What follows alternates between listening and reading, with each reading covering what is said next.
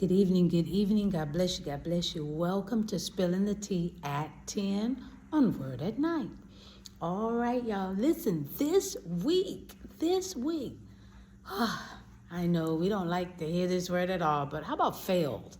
How about failed? Woo! Our failures. Oh my goodness. Meet me in Joshua chapter 21, starting at verse 23. I'm so sorry.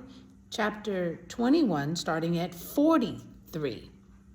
Okay, Joshua 21:43. I'm reading from the New King James Version. This is what it says. So the Lord gave to Israel all the land of which he had sworn to give to their fathers, and they took possession of it and dwelt in it. The Lord gave them the rest all around, according to all that he had sworn to their fathers. And not a man of all their enemies stood against them. The Lord delivered all their enemies into their hand. Not a word failed of any good thing which the Lord had spoken to the house of Israel. All came to pass. That's shouting news right there.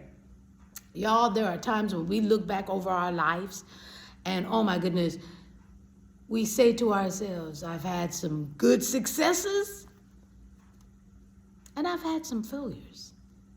But this one thing I do know, the Lord God has never failed me yet. Woo! That's shouting news right there. If he said it, if he promised it, then it will come to pass. May not be in my lifetime. Maybe for my future babies. But it will come to pass. His word never fails. And that's worth shouting about. I'm just spilling the tea at 10 on Word at Night.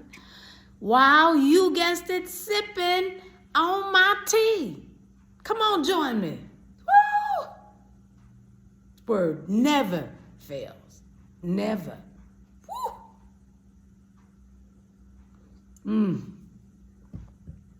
All right, let's pray. Gracious Father, we thank you for another night that we are in your presence.